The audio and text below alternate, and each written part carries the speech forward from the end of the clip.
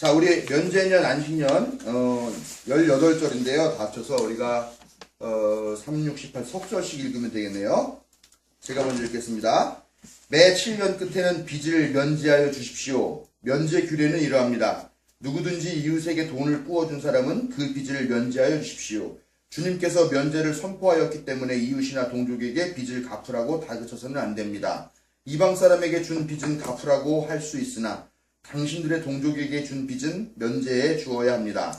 당신들 가운데 가난한 사람이 없게 하십시오. 그러면 주 당신들의 하나님이 당신들에게 유산을 주어 차지하게 하시는 땅에서 당신들은 참으로 복을 받을 것입니다. 주 당신들의 하나님의 말씀을 잘 듣고 오늘 내가 당신들에게 명한 이 모든 명령 다 지키면 주 당신들의 하나님이 당신들에게 말씀하신 대로 복을 내려주실 것입니다. 당신들의 많은 민족에게 돈을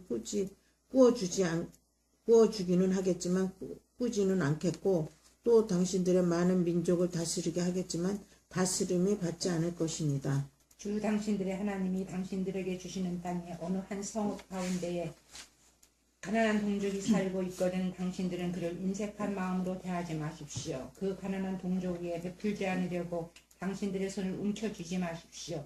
반드시 당신들의 손은 그에게 펴서 그가 필요한 만큼 넉넉하게 구워주십시오. 당신들은 삼가서 마음에 악한 생각을 품지 마십시오.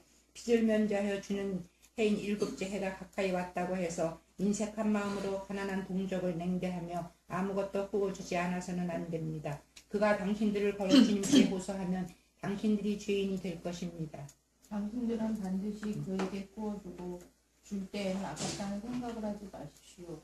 그러면 주 당신들의 하나님은 당신들이 하는 모든 일과 당신들이 손을 대는 모든 일에 복을 내려주실 것입니다. 당신들은 반드시 손을 뻗어 당신들의 땅에서 사는 가난하고 궁핍한 동족을 도와주십시오. 그렇다고 하여 당신들이 사는 땅에서 가난한 사람이 없어지지는 않겠지만 이것은 내가 당신들에게 내리는 명령입니다. 당신들 동족 히브리 사람이 남자든지 여자든지 당신들에게 팔려와서 6해 동안 당신들을 섬겼거든 7째 해에는 그에게 자유를 주어서 내보내십시오. 자유를 주어서 내보낼 때에 빈손으로 내보내서는 안 됩니다. 당신들은 주 당신들의 하나님으로부터 복을 받은 대로 당신들의 양떼와 타작 마당에서 거둔 것과 포도주 틀에서 짜낸 것을 그에게 넉넉하게 주어서 내보내야 합니다. 당신들이 이집트 땅에서 종살이란 것과 주 당신들의 하나님이 당신들을 거기서 구속하여 주신 것을 생각하십시오. 그러므로 내가 오늘 이러한 것을 당신들에게 명하는 것입니다.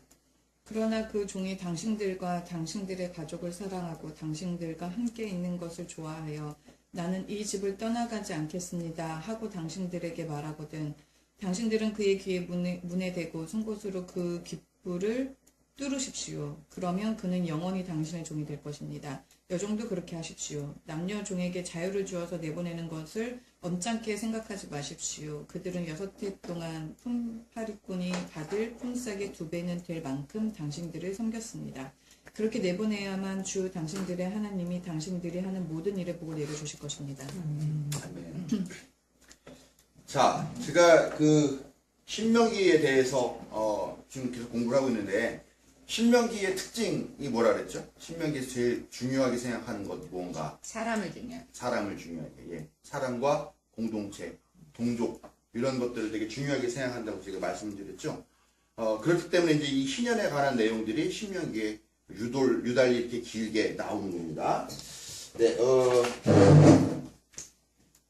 히브리인들은 7이라고 하는 숫자를 완전한 숫자로 생각합니다. 왜 7이라는 숫자를 중요하게 생각할까요?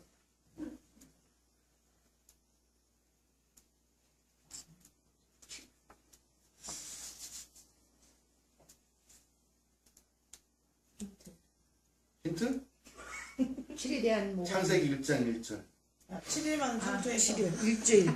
하나님이 일주일. 창조를 네. 일주일. 7일을 중요하게 생각하기 때문에 하나님이 세상을 7일날 창조했다고 믿는 건지 아니면 하나님이 7일 동안에 창조를 창조했기 했기 때문에 7이라는 숫자가 완전하다고 믿는 건지 뭐 그 닭이 먼저 달걀이 먼저냐는 모르겠습니다만 아무튼 7이라고 하는 숫자는 그래서 이 히브리 민족에게는 이 유대인들에게는 이게 완전수입니다. 완전수. 이거 말고 또 완전수가 있죠. 13. 12. 12 제자 수 그 12도 있고 그 다음에 40.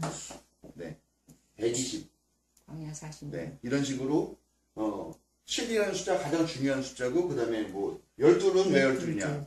지파가 12지파가 있죠. 그러니까 10이라는 숫자를 되게 길한 숫자를 보는 거고요. 41이라는 숫자도 완전한. 그러니까 이 숫자도 뭐라면 이제 완전하게 꽉 채워졌다는 의미. 예수님이 40일 동안 금식하시는 이유도 이 40이 자기의 모든 것을 완전히 다 내려놓고 비우고 하나님께 썼다 이런 의미로 이런 의미를 이렇게 해서 이 숫자가 중요한 의미가 있죠.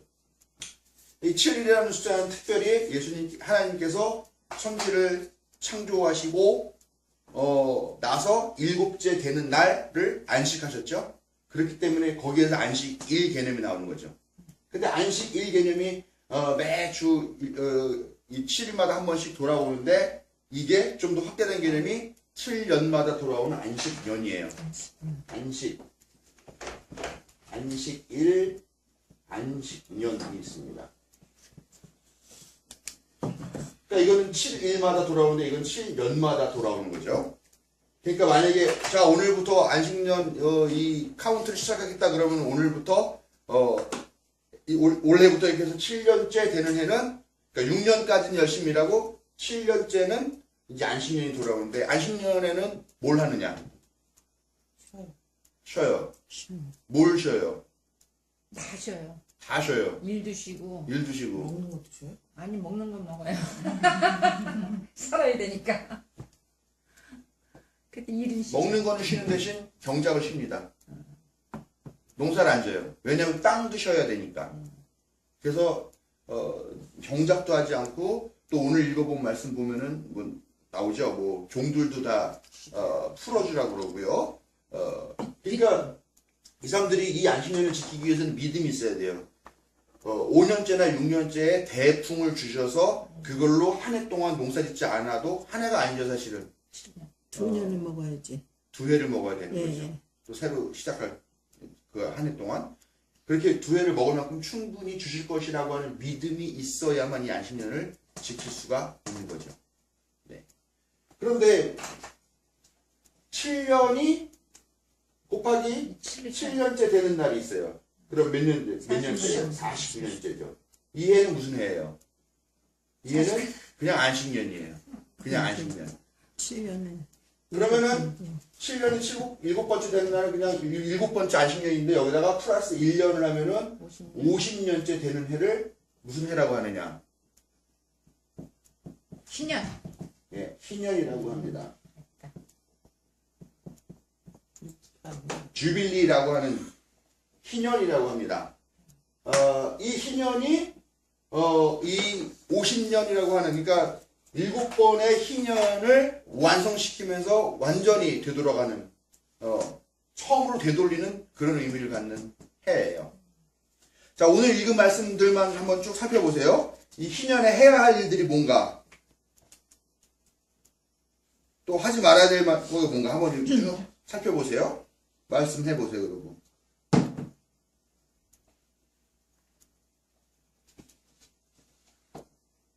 첫째, 빚을 면제해줘야 되죠. 네. 또, 빚을 갚으라고 다그쳐서도 안 되고, 꼬주기는 하는데 꼬지는 않는데. 이건 아니에요? 그거는 그렇게 그건 해서 아니에요. 복을 받을 것이다라는 거죠. 아, 그래요? 네, 이 안식년을 잘 지킨 사람에게는 그렇게 될 거다라는 거죠. 또 종을 놓아주라는 얘기가 나오죠. 예, 빚을 면제해주고. 그 다음에 뭐 종들을 내보낼 때는 희년에 종을 내보내줄 때는 그냥 내보내지 말고, 포도와 뭐 포도주를 짠 것과 뭐 이런 것들을 넉넉하게 주어서 내보내라 이런 얘기를 하죠. 여기에 나오지 않은 이야기 중에 아까 말씀드린 대로 경작금지, 땅도 쉬어야 된다라고 하는 게 있죠. 또 이게 이제 빚이라는 게요, 돈으로 지는 빚도 있지만, 돈 말고, 돈이 없을 때 빚을 질 때 뭘로 집니까? 노동. 노동이요? 예, 노동. 그 종살이죠. 근데 종살이 하기 전에 파는 게 있어요. 뭘 팔아요? 노예. 아니. 내가 돈이 없어. 돈이 필요한데. 그래, 돈을 꾸죠. 돈을 꾸다 더 이상 못 꿔. 자식 저기 몸은. 그러면은 뭘 팔아요? 몸 팔. 딸. 자식도 팔아야 되고 딱 자기 갖고 있는 거 다 팔아야지. 비정한 부모들이네. 공장로. 아니, 돈을 내다가, 계속 빚을 내다가 빚이 없어. 더 이상 낼 수가 없어. 너무 많이 빌려서. 그럼 그 다음에 뭘 팔아? 나가 종살이를. 자기가 해놓은 아이, 땅을 팔지. 그러니까 땅. 일단 네, 여기는 이 이스라엘 백성들은요, 땅은 거래할 수가 없는 거예요. 왜냐면 하나님이 그 지파, 그 가문의 중고라고 생각하기 때문에 땅을 하나님의 소유예요. 하나님께 빌려 쓰는 거다. 그렇기 때문에 땅을 판다는 건 있을 수가 없는 일이에요. 근데 어떻게 해요? 먹고 살아야 되는데 뭐 먹을 게 없고 굶어 죽어 나가고 이러면 어떻게 해요? 땅을 팔죠. 그 땅 판 다음에 뭐 팝니까? 땅 판 다음에 자식을 파는 거예요. 종이나 노예로 파는 거죠. 근데 노예로 파는 거, 노예 같은 경우는 이방 민족에게 팔겠지만 같은 민족에서는 종으로 파는 거죠. 종하고 노예는 좀 다르죠, 느낌이. 그리고 그것마저 안 되면 자기가 자기 몸을 파게 되는 거죠. 그렇게 되는 이런 가난의 악순환 가운데에서 팔고 다 팔았어. 더 이상 팔 게 없어. 그래서 종살이를 하는데 그것도 7년이 되면은 모든 땅도 다시 그 원인 위치로 돌아가고 이렇게 됩니다. 어떻습니까? 여러분이 보시기엔 참 좋은 법인 것 같습니까? 안 좋은 법인 것 같습니까? 좋은 7년만 버티면 좋은데. 좋아요? 7년만 버티면 변제하지. 네. 그렇게 여러분들은 그 마음이 가난한 자들인 거가 분명한 것 같아요. 나는 화가 날 것 같아요. 왜냐면 내가 준 돈을 떼어야 되니까. 예? 예를 들면 이런 거예요. 주인은 7년이 내년이 희년이야. 근데 그 내년이 7월인데 올해 11월 달에 와가지고 나한테 1,000,000원을 빌려달라고 해서 빌려줬어. 그럼 갚아야 돼, 안 갚아야 돼, 내년에? 안 갚아도 되겠네. 안 갚아도 되죠. 그러면 안 되지. 그런 거를 노리는 사람들도 있을 거 아니에요. 이때는 안 빌려주겠지. 근데. 근데 그렇지 여기에 안 빌려주지 말라고 써있잖아요. 그랬어요? 꾸지는 않아도 돈을 꼬아주긴 근데 그동안에 또 많이들 뺏어먹고 받아먹었잖아. 자, 여러분들이 맨날 꾸러만 다니신 분들이면은, 이 법은 참 정말 좋은 법이다라고 생각하실 텐데, 여러분들이 꾸어주는 입장이라고 생각한다면 이 법이 좋은 법이겠습니까? 아니겠습니까? 안 좋지. 그런데 이런 법이 성서에 있어요. 5경, 율법에 있어요. 율법에 있는데 그 율법을 읽고 알고 해석할 수 있는 사람들은 누구냐라는 거예요. 돈을 빌리는 사람일까요? 돈을 빌려주는 사람일까요? 빌려주는 사람이죠. 대충 그림이 그려지시죠? 그러니까. 예. 돈을 빌리러 다니는 사람들은 뭐 요즘이야 무슨 뭐 내가 사업할 테니까 돈 좀 빌려달라 이런 개념도 있고 은행도 있지만 옛날에는 그게 아니잖아요. 옛날에는 돈을 빌리는 것들이 대부분이 다 소수의 상인 계급이 아닌 사람들은 다 생계를 위해서 돈을 빌리고 결국 땅을 팔기도 하고 그렇게 되는 경우죠. 그 사람들 대부분 농민들이라는 거죠. 농민이 전체 인구의 몇 퍼센트라고 했죠? 제가 70%. 90%. 장로님이 전혀 같지 않네. 90%야? 예, 90. 너무 많다. 90%. 그것도 예수님 당시의 얘기죠. 이전에는 뭐 더한 거죠. 이전에는. 물론 뭐 이때는 노력질에서 먹고 살던 시대이기도 하니까 그럴 수 있는데 그럼 90%는 다 문맹이고 율법서를 본 적도 없고 또 율법서를 정기적으로 성전에 가서 들을 수 있는 기회도 없는 사람들이고 그런 사람들이니까 이 사람들에게 유리한 이 법조항은 들어본 적도 없고 이런 게 있는 줄도 모르고 그래요. 그러면 결국은 이 법을 성서에 율법에 이런 게 있으니까 이걸 시행하겠다라고 선포해야 되는 사람들은 누구냐라면 결국은 돈을 빌려준 사람, 권력 있는 사람, 글을 읽을 줄 아는 사람, 그 다음에 이 성전과 관련되어 있는 어떤 일을 하는 사람, 또 율법서를 항상 가까이 놓고 읽고 해석할 수 있는 능력이 있는 사람, 결국은 요즘식으로 말하면 기득권이 되는 거죠. 그래서 안식년은 실제로 지켜진 적이 있을까요? 없을까요? 그렇게 따지면 없죠. 없을 것 같은데 그럼. 그래도 하나님의 법인데 하나님의 법이라도 얘네들이 알아야 그걸 따지거든지. 안식년은 지켰는데 예대로 하진 않았겠죠. 자기들끼리 해석을 달렸겠죠. 거기 뒤에 보면은 역대기가 36장 20절 21절 있죠. 되게 웃긴다 진짜. 아래 부분에. 네. 그 한번 읽어보세요. 우리 장로님이 낭낭한 목소리로 한번 읽어보세요. 그는 또 칼에 맞아 죽지 않고 살아남은 자들은 바빌로니아로 데리고 가서 왕과 왕자들의 노예로 삼았다. 그들은 페르시아 제국이 일어서기까지 거기서 노예 생활을 하였다. 그리하여 주님께서 에레미야를 시켜서 땅이 70년 동안 황폐하게 되어 그동안 누리지 못한 안식을 다 누리게 될 것이다 하신 말씀이 이루어졌다. 이루어졌어요? 말씀이 이루어졌다. 강제로 이루어지지, 강제로. 예? 그 땅도 쉬고 막 이렇게 해야 되는데 그런 걸 안 했잖아요. 그러니까 하나님이 강제로 끌어다가 페르시아 거기로 끌어다가 거기서 종사를 시키게 함으로써 정작 그 이스라엘 팔레스타인 땅은 안식을 취하게 됐다 이런 얘기예요. 즉 그 말은 사람들이 자발적으로 안식년을 지켰냐 안 지켰냐 안 지켰다라는 그런 단서가 되는 말씀이죠. 그러니까 이렇게 좋은 법, 그 다음에 공동체를 유지하고 공동체가 서로를 존중할 수 있는 그런 법을 하나님께서 제정하시고 우리에게 선포해 주셨음에도 불구하고 사실은 그 법은 지켜지지 않았다. 왜 안 지켜졌느냐? 그거는 결국은 이거에 관련돼서 이해 관계에 있는 사람들이 이 법을 실제로 시행하지 않았을 확률이 높다. 그러니까 하나님께서 손수 그 꼴을 보다 못하셔서 이 사람들을 강제로 뽑아다가 이방 땅에다 심어놨다. 이런 식으로 해석을 하고 역사를 되돌아보고 있다라는 거죠. 근데 이 시대에는 엄청 율법을 잘 지켜야 되는 시대인데 그리고 여기도 보면 그렇지 않으면 죄받는다고 돼 있는데 왜 안 지켰을까요? 근데 그가 당신 주님께 호소하면 당신들이 죄인이 될 거라고 했는데 자기 물질이다 우선이었나 보지. 근데 율법이 최고였잖아요. 율법이 최고였죠. 예. 그럼 우리나라 한국에서 최고는 뭐예요? 한국에서 최고는 뭐예요? 돈. 돈? 헌법인데 헌법 안 지키잖아. 돈, 헌법. 예. 예, 헌법. 그래, 예를 들면 헌법이라고 칩시다. 아니, 법 얘기니까요. 안 지키잖아. 근데 헌법이라고 하는 것들이 완벽하게 우리의 어떤 권리를 보장해 주느냐 하는 문제 생각해 볼 수 있는 거죠. 그러니까 헌법 소원이라는 것도 나오잖아요. 헌법재판소가 있고요. 네, 그런 거죠. 근데 이게 법이라는 게 또 법을 잘 아는 사람들은 법망을 피해가면서 자기의 사적 이익을 추구하는 사람들이 많이 있죠. 그걸 지키지 못하는 사람들. 자, 보세요. 법은 중요해요. 법이라는 건 인간들이 만들어 놓은 약속이니까 이거 같은 경우는 더더군다나 하나님이 주신 법이라고 얘기를 하고 있단 말이에요.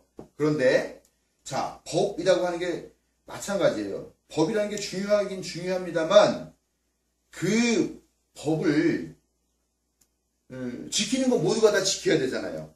근데 법을 지키지 않았을 때에 법을 지키지 않은 사람을 데려다가 벌을 주는 건 누가 주는 거냐라는 거예요. 그러니까 내가 길거리 가다가 뭐 휴지를 하나 버렸다. 그럼 경범되잖아요. 그럼 내가 양심이 찔려가지고 내 스스로한테 딱지 내가지고 내가 은행에다 갖다 내지는 않는다라는 거죠. 경찰한테 적발이 돼야지만 된다라는 거죠. 그런데 예를 들면은 경찰이 휴지를 버리는 건 누가 단속해요? 경찰이 휴지를 버리면 또 다른 경찰이 단속해. 뭐 그러겠죠. 예. 그러나 야 나도 한번 봐줄 테니까 너도 한번 봐줘라고 할 수가 있겠죠. 네. 요즘 보면은 경찰들이 음주 단속에 걸리는 일들이 계속 나오죠. 옛날에는 가능했잖아요 그런 것들이. 그러면 봐줘. 야 그러면서 하면 다 됐는데 지금은 뭐 이제 막 CCTV도 찍기도 하고 막 이렇게 하니까 그렇게는 못하게 되는 거잖아요. 그런 상황이죠. 자, 보다 큰 죄를 졌어. 그래가지고 이 사람이 재판장에 섰어. 그 재판을 받게 되는데 만약에 재판장이 잘못 살면 누가 그 사람을 재판합니까? 물론 자기들끼리 하겠죠. 또 마찬가지로. 그러나 마찬가지로 다른 판사가 자기들끼리 봐주고 하는 거죠. 자, 결국은 법이라는 것은 법이 있느냐 없느냐라는 게 중요한 게 아니라 그 법을 지키느냐 안 지키느냐가 중요하고요. 그리고 그 법을 누가 해석하고 판결하느냐라고 하는 게 제일 중요해요.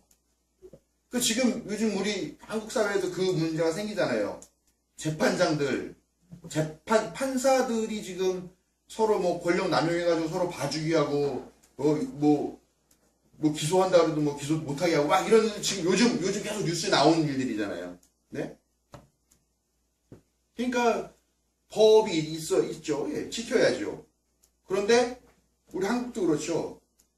자기들이 지켜야 할 법들은 권력자들이 자기들이 지켜야 할 법은 지키지 않지만 아주 소소한 뭐 경범죄, 담배꽁초를 걸린다든가 침을 벗는다라고 하는 거, 무단횡단을 한다거나 이런 걸로 대부분의 백성들을 올가매지만 자기들은 이렇게 저렇게 법망을 다 피해가죠.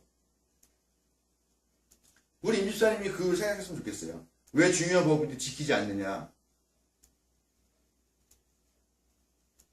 그러니까 그 자식들은, 그놈들은 사실은 하나님의 법이라고 생각하지만 결국은 자기의 기득권을 유지하는 방식으로 이용했을 확률이 높지 않겠느냐 생각을 하는 거죠. 예수님 당시에도 보세요. 예수님 당시에도 예수님은 대제사장 이런 사람들 보고 독사의 자식들이라고 막 이렇게 욕을 하잖아요. 네. 그러면서 자기들은 손가락 하나 까딱하지 않으면서 백성들에게는 지기 어려운 율법의 짐을 지운다라고 비판을 하시는 거예요. 문제는 뭐냐면 제가 누누이 말씀드린 거지만 오늘 내가 하루 나가서 날품팔이를 해갖고 오지 않으면 우리 가족이 다 굶게 되는 상황이 생겨요. 근데 오늘 하필이 안식일이에요. 그러면 난 나가서 일을 해야 됩니까? 하지 말아야 됩니까? 해야죠. 해야지. 굶어 죽었는데. 근데 율법에 하나님이 하지 말라고 그랬어. 하지 말라고 그랬으면은 그래도 먹고는 살아야지. 예. 하나님이 먹을 걸 충분히 주시면 상관이 없는데 먹을 걸 충분히 주시지 않기 때문에 나가는 일을 할 수밖에 없는 상황인 거죠. 그래. 자, 그런데 그것이 그런 상황들을 우리가 다 이해해요. 우리 다 지금 기독교인들임에도 불구하고 물론 그게 명령이지만 또 살아남아야 되지 않겠느냐라고 얘기하니까 우리는 다 동의를 합니다. 우리가 동의하는데 소용이 없어요. 그 법을 판결하는 사람이 동의를 해줘야 되는 거예요. 그러니까 이 사람들이 이걸 권력으로 이용하는 거예요. 너 왜 안식을 안 지켜? 이렇게 말하면서 이것을 어떤 계급적인 이익이라든가 아니면 사적인 이익으로 그 사람들을 압박하면서 자기들의 권력을 더 공고히 해가는 그런 과정들을 필연적으로 갖게 되는 거죠. 법이라고 하는 건 우리 잘 한번 생각해 봐야 돼요. 우리 대한민국 법들 보면 얼마나 말도 안 되는 법들이 많이 있습니다. 대한민국에서 가장 상위에 있는 법이 뭐예요? 헌법? 예? 헌법이요? 헌법이죠, 당연히. 당연히 헌법이에요. 근데 실제로 헌법보다 더 위에서 작용하는 법이 있어요, 한국에. 무슨 법인지 아세요? 헌법에는 국민의 자유, 종교 사상의 자유, 무슨 거주 이전의 자유, 뭐가 다 있지만 그 헌법에도 보장되어 있는 것을 국회법. 뛰어넘어서 국회법이야. 지들 월급 얼마 받나 이런 것들이고. 정치법. 국자는 맞으세요. 국가보안법이에요. 국보이. 국가보안. 국가보안법은 너무 무서워. 다 소용이 없어요. 헌법에서 보장된 개인의 종교 사상의 자유라든가 이런 거, 출판의 자유 이런 거 다 소용 없습니다. 그런 거에 기준을 해가지고 예를 들면 너 왜 북한의 노동신문을 갖고 있어? 라든가 예를 들면 김일성 원수 만세 이런 말을 내 사상에 의해서 한 건데 그러면은 너는 빨갱이라고 하면서 바로 끌고 가가지고 온갖 고초를 당하고 나오게 되는 거죠. 그런 겁니다. 법이라는 게. 그러니까는 법을 좀 잘 만들어야 되고 또 법을 지키는 사람도 좀 잘 지켜야 되는데 그걸 못하고 있어서 문제가 많은 거죠. 예, 또 하실 말씀 있으세요? 우리는 만드는 사람들이 제일 안 지키잖아요. 우리나라는. 그런 것도 있죠. 이번에 이용주 의원 같은 거 보면 예, 200만 원 약식 기소. 예. 그거는 어떻게 지위를 잃는 건가요? 국회의원 지위를? 200만 원의 약식 기소니까 판결은 아니잖아요.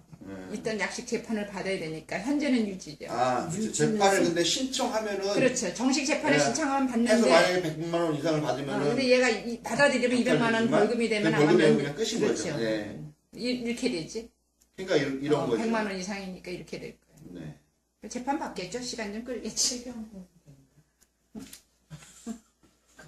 네.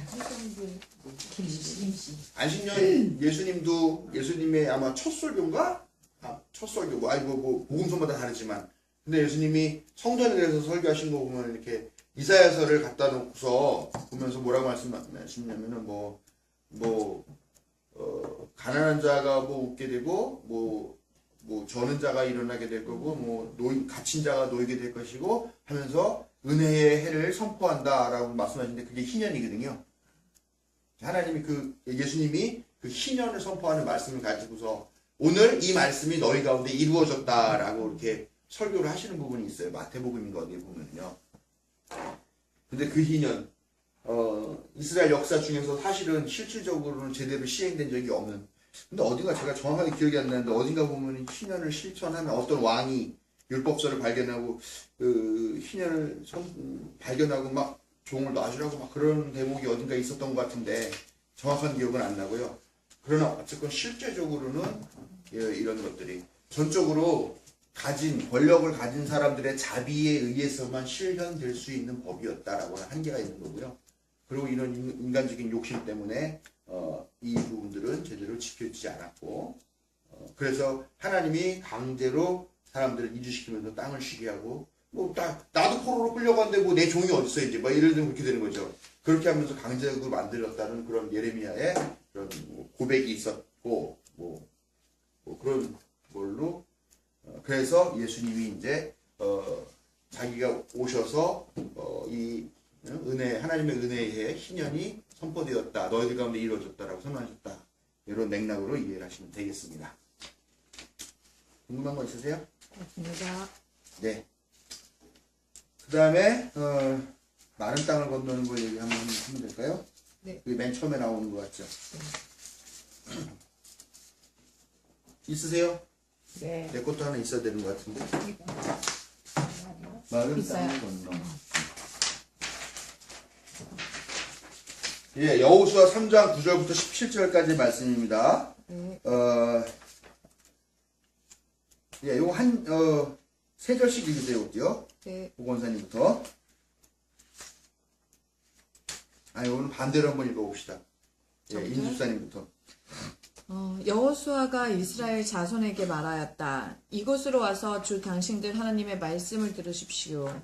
여호수아가 말을 계속하였다. 이제 이루어질 이 일을 보고 당신들은 살아계신 하나님이 당신들 가운데 계셔서 가나안 사람과 헷 사람과 히윗 사람과 브리스 사람과 기르가스 사람과 아무리 사람과 여부수 사람을 당신들 앞에서 쫓아내신다는 것을 알게 될 것입니다. 온 땅의 주권자이신 주님의 언약궤가 당신들 앞에서 요단강을 건널 것입니다. 12절, 2주. 이제 이스라엘의 각 지파마다 한 사람씩 12사람을 뽑으십시오. 온 땅의 주권자이신 주님의 궤를 맨 제사장들의 발바닥이 요단강 물에 닿으며 요단강 물 곧 위에서부터 흘러내리던 물줄기가 끊기고 독이 생겨 물이 고일 것입니다. 백성이 요단강을 건너려고 자기들의 진을 떠날 때 언약궤를 맨 제사장들이 백성 앞에 나아갔다. 그 궤를 맨 사람들이 요단강까지 왔을 때에는 마침 추수기간이어서 제밤까지 물이 가득 차 올랐다. 그 궤를 맨 제사장들의 발이 요단물가에 닿았을 때 위에서부터 흐르던 물이 멈추었다. 그리고 멀리 사르단 근처의 아담 성읍에 독이 생겨 아라바의 바다 곧 사해로 흘러가는 물줄기가 완전히 끊겼다. 그래서 백성들은 여리고 맞은편으로 건너갈 수 있었다. 온 이스라엘 백성이 마른 땅을 밟고 건너서 온 백성이 모두 요단강을 건널 때까지 주님의 언약궤를 맨 제사장들은 요단강 가운데의 마른 땅 위에 튼튼하게 서 있었다. 아멘. 자, 내용 이해하셨어요? 무슨 내용인지? 이제 본격적으로 가나안 정복 전쟁이 이제 시작되려고 해요. 이게 좀 특이한 게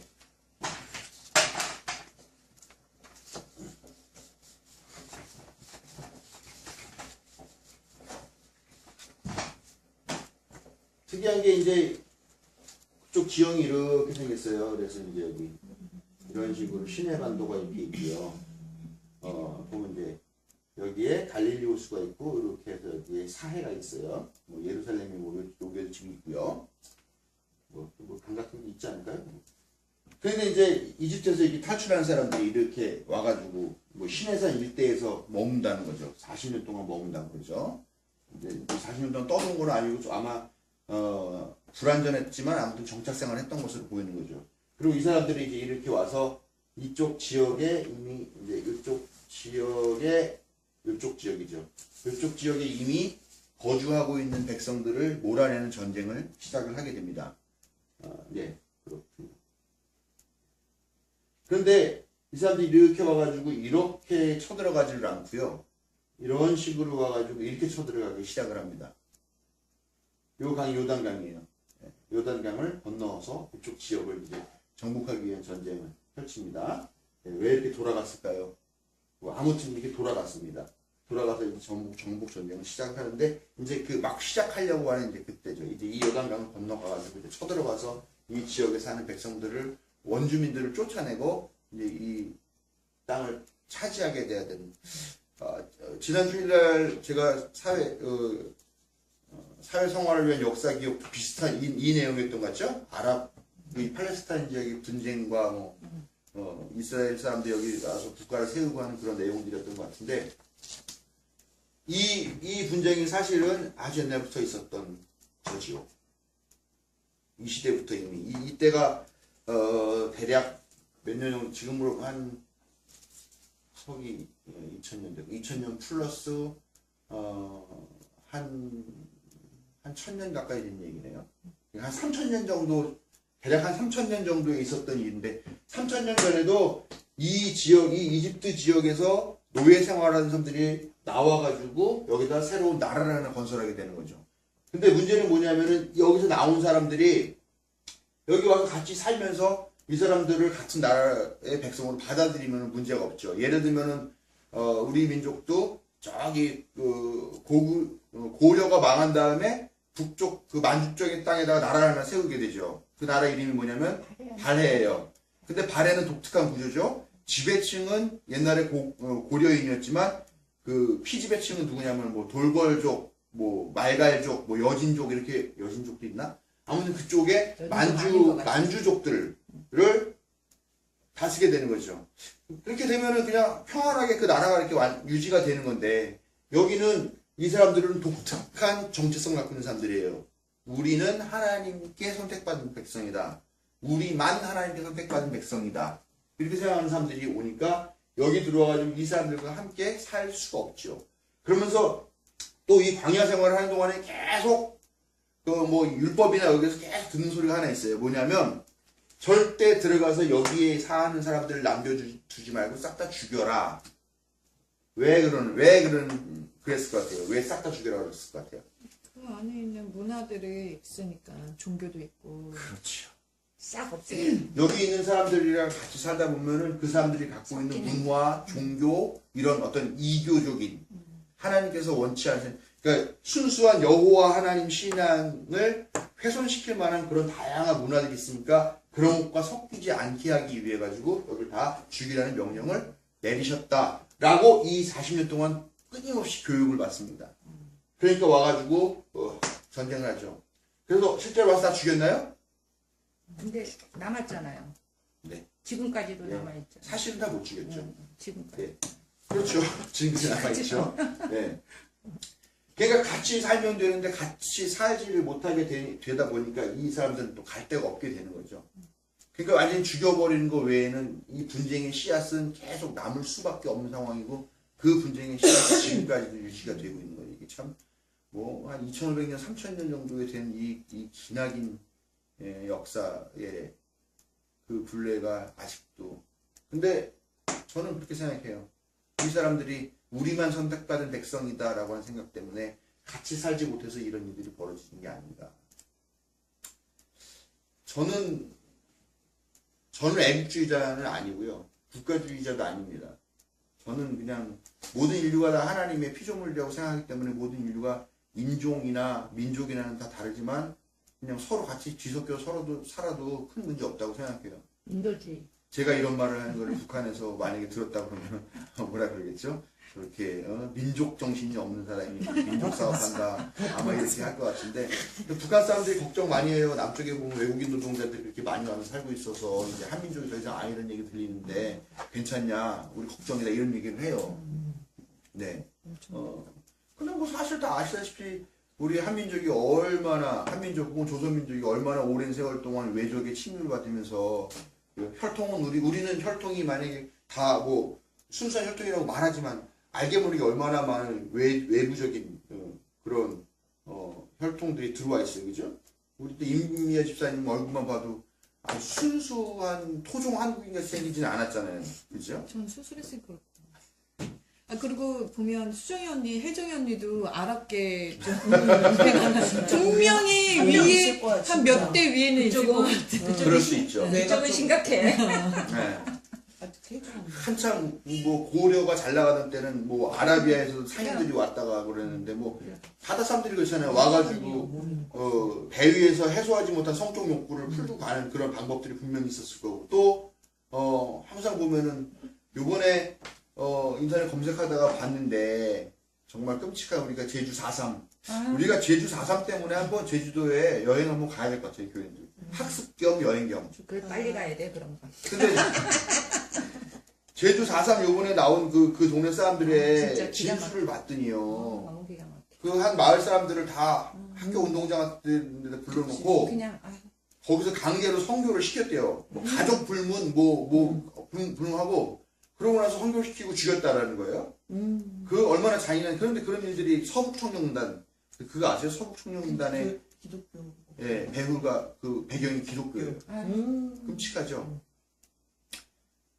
그렇게 했으니 뭐 강간 같은 거는 얼마나 뭐 다반사에 일어났겠어. 또 임진왜란 때도 와가지고 제일 먼저 군인들이 와가지고 전쟁하고 나면은 그 여인들 다 강간하고 이러는 일들이 많았는데. 가깝게 광주도 그랬대잖아요. 광주. 그렇죠. 아유. 네, 그런 일들이 얼마나 많이 있어요. 그러니까는 모든 민족이 다 하나님의 백성이다라고 생각한다면 굳이 국가 간에 경쟁할 필요도 없고, 예. 또 어느 국가가 더 위대하다 뭐 민족 위에도 이럴 필요도 없고 다 평화롭게 살 수 있기 때문에 저는 국가주의자는 아니에요. 저는 애국주의자도 아니고. 그래서 우리의 애국을 한번 좀 생각을 해봐야 될 것 같아요. 저는 그렇지만 물론 힘과 권력을 이용해서 부당하게 타인이나 타국을 억압하는 거는 반대합니다. 그건 물론. 자, 아무튼 휴머니즘. 그래서 휴머니즘, 인도주의. 이제 건너가기 직전이 됐어요. 건너가기 직전이 됐는데 이따가 이제 아마 우기였던 것 같죠? 이 요단강이라는 데는 어떠냐면요, 그 여기도 우기가 있죠. 건기와 우기가 있어요. 우리 한국도 건기와 우기가 있죠. 건기는 겨울철이 건기죠. 그래서 바짝 말라가지고 담배꽁초 하나에도 산불이 크게 날 정도로 이렇게 바짝 말라 있지만, 우기는 여름철 비가 많이 내리는 때가 우기죠. 네. 그런 때인데 이때도 아마 우기였던 것 같아요. 그래서 뭐 아마 비가 많이 와가지고 강물이 범람한. 근데 이 요단강이라고 하는 데가요, 요단강이라고도 조르단 리버라고도 하는데, 이게 리버라고 하기에는 약간 부족한 부분들이 많이 있고, 이 지류들이 또 조금 조그만 게 있을 거 아니에요. 근데 그 지류들은 뭐라고 부르냐면 와디라고 불러요. 와디가 뭐냐면 물이 있을 때는 물이 있지만 건기 때는 아예 물이 말라서 그냥 이렇게 골짜기 같이 되어 있는, 크지도 않은 그런 거. 그러니까 개천이네 개천. 와디 같은 거는 그냥 뭐 바지를 걷을 필요도 없고 그냥 건너갈 수 있는 그런 거고요. 그러다 보니까 이 요단강도 그 비가 오는 우기 때는 그 그랜드 캐년에 막 협곡 같은 그런 데가 막 물로 막 차고 넘치지만, 근데 그게 그 우기가 오래 가지도 않고, 그게 어느 정도 빠져버리면 그냥 이렇게 해서 이렇게 점프해서도 건널 수 있을 만큼 그 정도의 물이 없는 게 요단강이거든요. 근데 기적적인 일이 일어났어요. 이제 정복전쟁을 시작하러 건너가는데 여기서 누가 뭐 발을 딱 대니까, 누가 발을 냈다 그랬죠?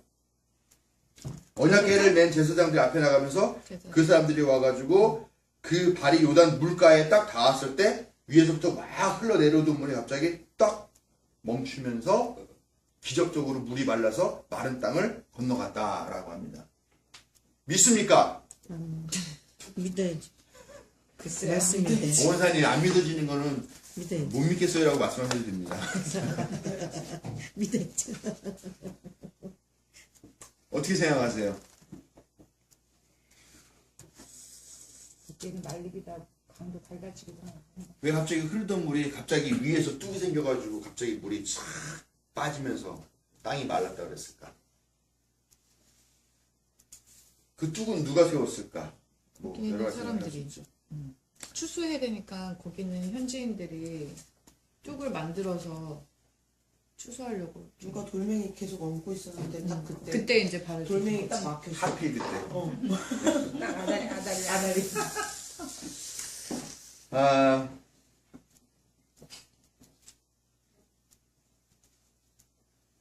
뭔가 맞아 떨어졌겠지. 여호수아 3장 13절 15절 우리 한번 같이 읽어볼게요.